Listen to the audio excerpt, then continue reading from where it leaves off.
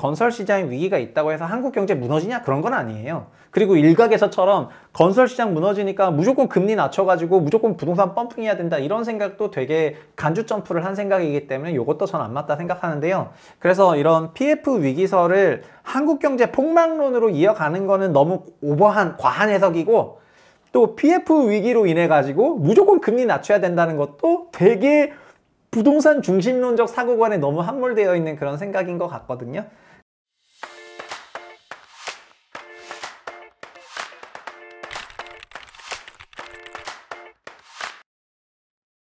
안녕하세요.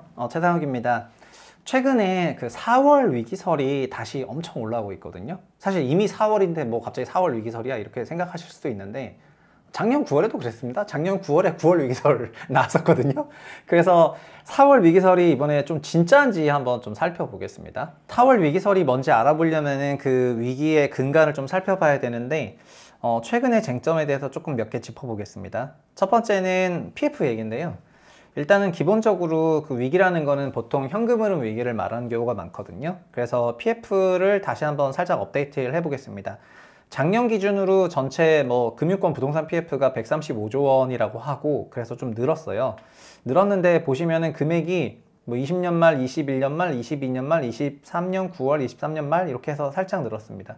근데 사실 금액보다 더 중요한 거는 결국 연체인데, 연체를 보면은 PF 연체율이 꽤 안정적으로 유지가 되다가 작년 9월에 2.4%, 작년 12월 말에는 2.7% 이렇게 확 늘었습니다. 결국 2013년 12월 결산이 보통 3월 31일에 좀 끝나거든요. 그러다 보니까 3월 달이 되면서 이런 것들이 좀 데이터들이 알려지기 시작을 해가지고 지금 부동산 연체율이 좀 심각한 것 같다, 그렇게 생각을 하시는 것 같습니다. 연체율이 변한 부분은 어떤 부분이냐면은 저축은행에서 1.38%, 그리고 여신전문기관에서 0.2% 이렇게 올랐고, 은행도 조금 늘었거든요. 그러니까 연체율이 튄 거가 예사롭지 않다. 그리고 2.7%면은 되게 많이 부실한 거죠. 2.7%면은 정말 많이 부실한 거예요. 근데 위기가 아니라는 주장이 일반적으로 정부로부터 나오고 있는데, 위기가 아니라는 주장의 근거는 뭐냐면 이런 건데요. 이게 금융위가 보도한 보도자료를 갖고 오는 겁니다. 뭐냐면 과거 2008년 금융위기가 와서 3년 지나서 2011년에 준공 시점에, 잘 들어보세요. 금융위기는 08년에 왔지만은 부동산 위기는 3년 후에 왔거든요. 왜냐하면은 이때 분양했던 것들이 준공됐을 때 준공 미분양으로 남아 있었기 때문에 부동산 위기가 왔고, 이때 연체율이 13%였다 이런 거예요. 그러니까 그 당시 고점 시절 연체율이 13%인데 지금 2.7이니까 얼마나 낮냐, 안 위험해 보인다, 이런 것들이 위기가 아니라는 주장의 근거입니다. 근데 이때보다 낮은 건 지금 어떻게 보면 너무 당연한 거여가지고, 지금 만약에 13% 수준의 연체율을 기록을 하고 있다면 이거는 완전 비상사태예요. 비상 외쳐가지고 지금 소방서 출동해야 되는 그런 상황입니다. 시장에서는 뭘 걱정하냐면은, 연체율이 이때 이렇게 극한으로 낮은 거는 조금 이례적인 상황이었지만은 지금 올라가는 속도가 좀 가파르니까, 그리고 22년에 주택시장이 안 좋아졌잖아요. 22년에 안 좋아졌기 때문에 결국 25년, 3년 차인 25년이 굉장히 위험해 보이는데, 지금 24년이니까 이게 좀 위험하지 않냐, 이런 얘기들이 나오고 있습니다. 두 번째는, 첫 번째를 좀 더 상황별로 풀어서 봐도 여신전문회사 17%, 저축은행 62%, 와, 그러니까 이게 연체율이 62%를 찍었었던 저축은행이 있었기 때문에 이게 저축은행 사태라고 그 당시에 불려가지고 굉장히 많은 저축은행들이 그냥 파산했고, 증권사도 엄청나게 문제가 됐습니다. 그래서 13년쯤에 박근혜 정부 올라갔을 때는 이때 그러니까 부동산 문제가 너무 심각하니까 부양책 내야 된다, 그렇지 않으면 이거 살아날 수 없다 이러면서 엄청난 부양책을 내게 됐던 그 배경이, 이 당시 부동산뿐만 아니라 부동산에 돈 빌려준 금융기관들이 거의 망하기 직전이어가지고 그런 게 나왔습니다. 근데 지금 벌써 보면은 증권사는 13%로 올라왔거든요. 그러니까 이게 낮은 레벨이 아니에요. 굉장히 많은 레벨로 그렇게 연체가 되고 있는 그런 상황이 되겠습니다. 사실 이런 10%대 연체나 7% 연체 있으면은 금융사 벌써 망해야 되는데 지금 망하고 있지 않죠. 이번 3월에 나온 그런 내용들을 좀 보면은 정상사업장에 대해서는 사업자 보증하고 등등 이런 거 저런 거 하면서 시장 상황에 대해서 모니터링 계속하고 이렇게 계속 협력해 나가겠다 이런 내용을 밝혔습니다. 근데 작년 9월 보시면은 작년 9월에도 9월 위기설이 있었거든요. 그래서 금융당국이랑 그 당시 회의록을 보면 이런 내용이 나옵니다. 이게 작년 9월 기준입니다. 방금까지 읽었던 거는 24년 3월 기준이고요. 근데 작년 9월 기준 이런 말이 나와요. 참석자들은 23년 6월 말 기준 금융권 부동산 PF 연체가 2.17%로 3월 말 대비 0.16%포인트 상승했지만 상승 추세가 둔화됐기 때문에 금융 전반에 대한 위험으로 확산되지 않을 것 같다. 그러니까 22년 말에 1.19인데 23년 3월에 2%로 올라가니까 확 늘었잖아요. 근데 6월 말에는 생각보다 별로 안 늘었네 이러면서 확산이 안 될 것 같다 이런 얘기를 했거든요. 근데 말하자마자 올랐나 봐. 그래서 작년 말에 바로 2.7이 됐어. 그러니까 1.1에서 2.1이 되니까 그러다가 2.0에서 2.1 좀 안 올랐네 라고 했는데 23년 말 되니까 곧바로 2.7 돼가지고 뭐 말하자마자 오르는 그런가 봐요. 그래서 너무 섣불리 예단하면 안 돼. 위기가 안 온다고. 그래서 위기가 좀 덜 오르네 이러면서 물가랑 똑같은 거죠. 그래서 지금 현재는 어떻게 돌리고 있냐면요. 이게 좀 코어죠. 지금 현재는 결국 PF에 돈 빌려준 금융사들을 묶어서 대주, 돈 빌리면 우리가 차주라는 말을 하거든요. 근데 돈을 빌려주면은 대주라는 말을 쓰고 있는데 이 대주단들끼리 결국 협약을 했습니다. 대주단 협약은 돈 빌려준 회사들끼리 뭐 너는 청구하고 너는 청구하지 말고 하지 말고 우리 같이 움직이자 이렇게 한 거거든요. 근데 결국 대주단 협약을 이끌 수 있을 정도의 리더십은 누가 갖고 있냐면은 결국 금융부처가 갖고 있어요. 우리 금융부처의 코어는 누구죠? 결국 감독원이죠. 감독원이 지금 코어입니다. 왜냐하면 대통령실과 가장 가까우신 분이 거기 이제 수장으로 앉아 계시니까 감독원이 코어죠. 그래서 PF 대주단 협약을 만들게 돼요. PF 대주단 협약을 만들어 가지고 23년 8월 말 기준 187개 PF 사업장에 적용을 해서 그 중에서 152개는 뭐 기한이익도 살려주고 신규 자금도 짓고 이자도 유예하고 만기 연장을 하고 주고 이 중에 152개는 살려줬고 나머지는 좀 이제 없애고 있는 그런 과정이다. 그래서 23개는 경매 공매를 통해 가지고 사업장 정리를 하고 있습니다. 이런 게 요새 반값에 또 안 팔립니다. 근데 세부적으로 살펴보면은 브릿지론이 144개, 그 다음에 본 PF가 좀 이렇게 있다. 그래서 상세표도 그 작년 9월에 나오게 되거든요. 보시면은 뭐 핵심은 187개 중에서 브릿지론, 그러니까 토지만 갖고 있는 단계가 144개고 본 PF, 분양까지 가는 거가 한 44개 정도 되는데 187개 전부는 아니고 그 중에 150개는 살려줬고 30개는 뭐 정리하고 있다. 그렇게 생각을 하시면 좋겠습니다. 결국 대주단 협약을 통해 가지고 돈 빌려준 대주단이 이거를 뭐 계속해서 이어나갈지 이자를 받을지 이런 것들이 결국 협약으로 이렇게 쭉쭉 가고 있다. 그렇게 보시면 되겠습니다. 근데 이런 PF 프로그램들을 보면은 많은 분들이 주거용만 있다고 생각하시겠지만 사실은 상업용, 업무시설, 산업시설 이런 게 더 많아요. 여기서 산업시설은 지식산업센터 같은 걸 말하는 건데 지산, 그리고 업무시설, 오피스, 상업시설 이런 것들을 짓다가 망했죠. 태형건설도 사실은 지산 짓다가 이제 휘청이기 시작을 했으니까 부도가 났고 지금 상장폐지 심사 중이잖아요. 그러니까 이런 문제들이 비주택에서도 굉장히 많이 생겨가지고 비주택이 정말 더 큰 문제야. 최근에 새마을금고도 다시 화두가 되고 있는데 새마을금고 역시 비주택 사업에 과잉 대출해줬다가 지금 문제가 커지고 있는 그런 국면이 되겠습니다. 근데 작년 9월에도 이러다 보니까 위기설이 있었잖아요. 작년 9월에 위기설이 있었는데 그중에 PF 위기설도 있었지만 하나가 더 있었는데 자영업 대출 만기 9월 집중도 있었거든요. 그래서 9월 위기설이 막 있으니까 정부에서 나와가지고 9월 위기설 없다 이렇게 얘기를 했어요. 그 최상무 경제부총리가 나와가지고 9월 위기설 없다 이렇게 얘기했고 뭐 자영업 대출 만기지 않습니까? 해서 자영업 대출 만기가 85조 넘었거든요. 그러니까 어떻게 했냐면은 그리고 그 당시에 방금까지 얘기했던 PF 얘기 막 이런 두 개가 있었습니다. 그러니까 9월 26일 날 결국 국민 주거 안정을 위한 주택 공급 활성화 방안이라는 걸 발표하고 자영업 대출 만기는 어떻게 하죠? 그건 대출 연장해줬고 PF는 어떻게 하죠? PF는 핵심이 PF 위기다 하니까 PF에 다시 돈 10조 원을 또 여기 꽂게 되거든요. 그러니까 이 10조 원을 증액을 해가지고 아까 그 150 몇 개 사업장 있잖아요. 그 사업장들에서 결국 대주단들이 돈을 좀 받아야 되는데 그 대주단들이 돈을 받아야 되는데 그걸 받을 수 있도록 주택도시보증공사랑 주금공 통해서 10조 원을 증액한 다음에 그 주도보 주금공이 그 PF 차주한테 그 돈 빌려주면은 그 차주는 결국 대주단한테 딱 돈 주고 그럼 대주단 입장에서는 이자 들어오네? 그래서 그냥 대주단 협약을 계속해서 나가는 그런 과정으로 9.16 대책 발표하면서 이거를 무마를 시켰거든요. 그래서 지금 4개월 단위로 계속해서 생명 연장이 되고 있는 그런 상황이 되겠습니다. 대주단 협약으로 생명 연장을 하고 있죠. 그래서 올해 3월 말 정도 되니까 한신평에서 PF 리포트를 다시 내거든요. 한신평이 3월 말 정도 되니까 이거 본격화되는 PF 구조조정, PF 의말체부, 미분양 부실에 따라 가지고 이거 주목해야 되겠다. 그리고 스트레스 테스트 같은 거를 좀 하게 되거든요. 이 대책의 코어는 약간 이런 내용인데요. 결국 핵심은 뭐냐면은 분양 경기 저하로 사업이 좀 더 나빠질 수 있으니까 그래프 하나만 보여드리겠습니다. 이게 이제 핵심입니다.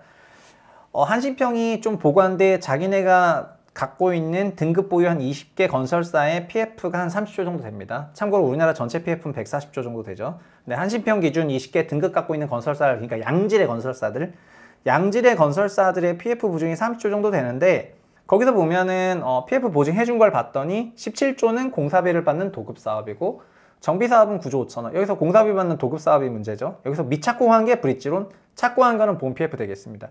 그러면 공사비 받는 도급 사업 중에서 착공한 게 12조 정도 되는 거예요. 근데 착공한 거 중에서 주택이 여기 한 6조 5천원, 비주택도 5조 5천원, 비주택도 많은 거죠. 그래서 뭐라고 했냐면은, 야, 이거 비주택은 다 위험하다, 이렇게 평가를 했고요. 너 지금 비주택 착공했냐? 예를 들면 지산업센터, 오피스텔, 상가 착공했냐? 일단 너 그럼 다 위험한 거야, PF. 이렇게 얘기한 거고요. 두 번째, 저 주택 착공했는데요. 그래서 주택이 서울과 수도권에 있는 게 3조 3천억이거든요. 그건 조금 위험이 보통이야. 근데 지방광역시에 착공했는데 그건 그거 위험한 거야.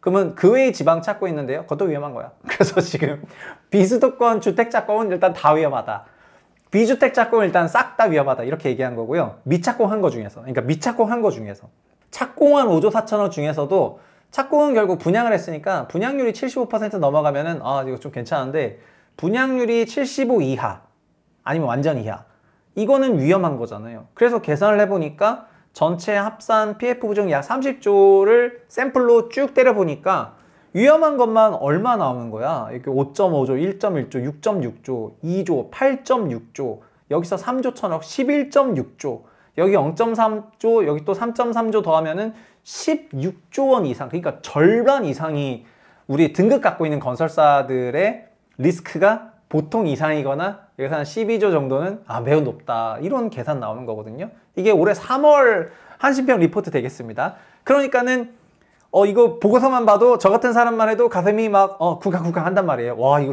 진짜 뭐 어떻게 되나? 이런 생각하는데 지금 당장 문제 없죠. 왜 문제 없죠? 지금 당장은 문제가 없어요. 일단 미착공이 많고, 그 다음에 대주단이 협약해서 대주단이 나한테 청구만 안 하면 뭐 문제가 없잖아요. 그래서 대주단 협약이 있는 상황에서는 문제가 없겠지만 주택시장이 자생적으로 살아나지 않으면은 나중에 문제가 되겠구나. 그 명대사가 있잖아요. 문제를 삼지 않으면 문제가 되지 않는데 문제를 삼으면 문제가 되는 그런 과정입니다. 근데 이건 실제로 문제야. 그래서 현재 건설사 회사채가 그러다 보니까 인기가 없습니다. 현재 건설사 주가 왜 안 되냐? 막 밸류업이라고 하는데, 그거는 아직 미실현 손실이 되게 많을까봐 건설사를 쉽게 살 수가 없는 상태입니다. 그래서 건설사 주식만 못 사는 게 아니라 돈도 빌려주기 힘들어. 그래서 건설회사가 채권을 찍는다, 나 돈 필요해, 채권 찍을게, 얘기를 하면은 예전에는 그냥 쫙쫙 찍어줬거든요.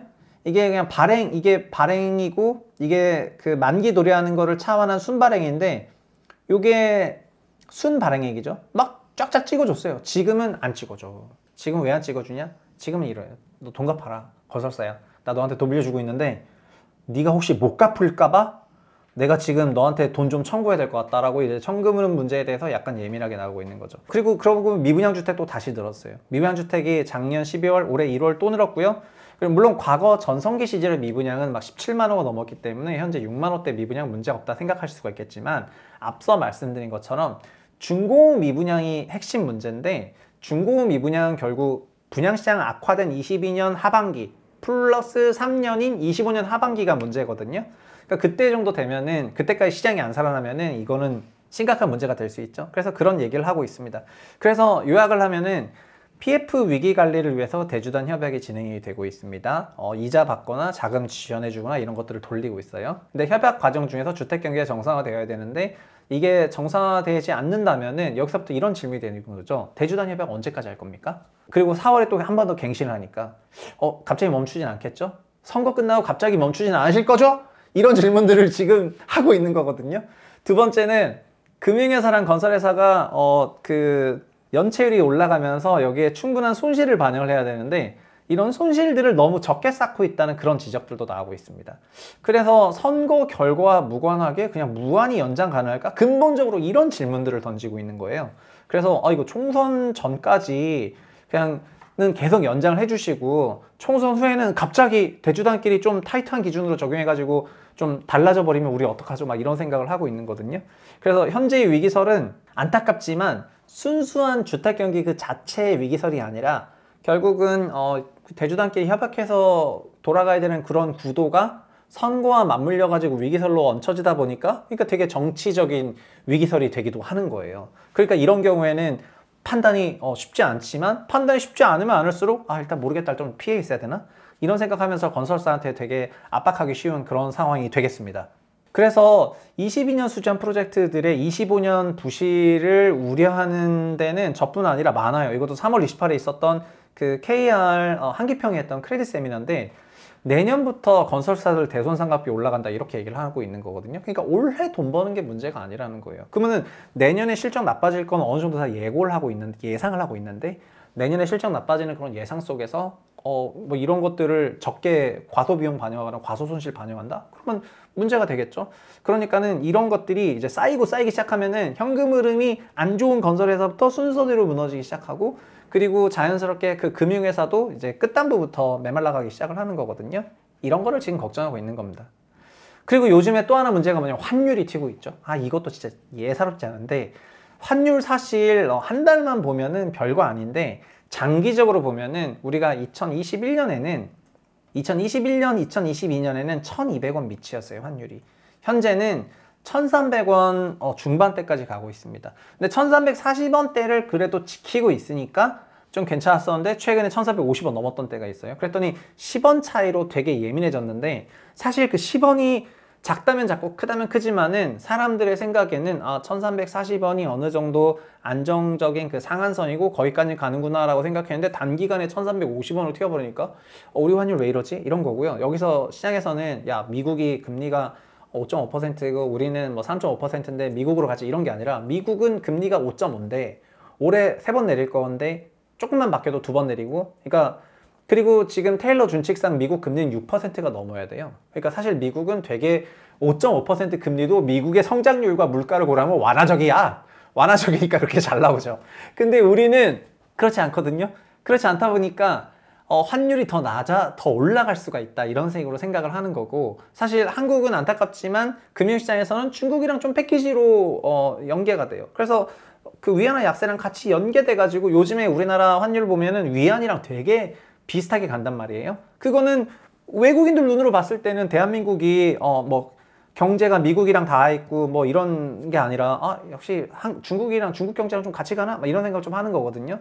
그러다 보니까는 환율 튀는 것도 살짝 변수 중에 하나야. 그리고 냉정하게 보자면은 저는 환율 전문가는 아니더라도 2, 3년 전 혹은 5년 전, 7년 전 우리 환율이 1,000원대, 그러니까 900원대, 1,000원대, 1,100원대, 1,200원대, 1,300원대 계속 올라갔고요. 저는 만약에 우리나라를 계속해서 예측을 한다고 하면은 환율은 장기 추세적으로는 올라갈 가능성이 좀 있어 보여가지고 결국 그래서 달러가 됐던 뭐가 됐던 그런 다른 화폐로 바꿔서 내 몸은 이민을 할 수가 없으니까 돈이라도 이민을 시키자는 그런 사람들이 지금 슬금슬금 많아지는 거 아닙니까? 그래서 환율이 이렇게 올라가는 거에 있어가지고 종전에는 대외적인 변수로만 움직였었는데 최근 작년 이후부터는 우리나라 내재적으로 한국인들이 달러를 사고 이제 원화를 팔고 달러를 사고 해외 주식을 사고 해외 자산을 취득하고 이런 과정들이 복합적으로 나타나면서 원화가 약해지고 있다고 판단이 되거든요. 이게 더 추세적으로 나타나게 된다면 환율이 더 올라가게 되겠죠. 환율 올라가는 건 한국에는 위기란 얘기입니다. 오늘 4월 위기설을 알아본 건 그래서 여기서 이렇게 끝낼 건데요. 뭐 선거가 끝나고 나서 이 방송이 어떻게 될지 모르겠지만 선거 끝났다고 무조건 위기 오냐 그런 건 아닙니다. 근데 계속해서 일정한 주기로 이런 협약을 계속 갱신해야 되는 그런 상황에서 그 협약 갱신의 불확실성을 갖고 있다는 게 위기의 근간인 것 같습니다. 사실 건설사들은 1년 정도 수주 안 해도 될 그런 체력적이 있는 건설사들도 많고요. 반대로 막 한 달, 두 달 이자까지 못 내가지고 지금 한도까지 차이는 그런 건설사도 많기 때문에 이것도 굉장히 케바케입니다. 그런데 이런 건설 시장에 위기가 있다고 해서 한국 경제 무너지냐? 그런 건 아니에요. 그리고 일각에서처럼 건설 시장 무너지니까 무조건 금리 낮춰가지고 무조건 부동산 펌핑해야 된다 이런 생각도 되게 간주 점프를 한 생각이기 때문에 이것도 전 안 맞다 생각하는데요. 그래서 이런 PF 위기설을 한국 경제 폭락론으로 이어가는 거는 너무 과한 해석이고 또 PF 위기로 인해 가지고 무조건 금리 낮춰야 된다는 것도 되게 부동산 중심론적 사고관에 너무 함몰되어 있는 그런 생각인 것 같거든요. 그냥 우리나라 경기는 그 정도의 위기는 충분히 극복할 수 있을 만큼 체력은 있는데 다만 이런 위기들이 있다는 거가 좋은 신호는 아니라고 생각을 하고요. 그렇기 때문에 지금 어느 정도 시장을 좀 더 보수적으로 바라볼 수밖에 없는 환경이지 않나 그렇게 말씀드리면서 오늘 준비한 거 마치겠습니다. 다음 시간에도 좋은 내용으로 찾아뵙도록 하겠습니다. 감사합니다.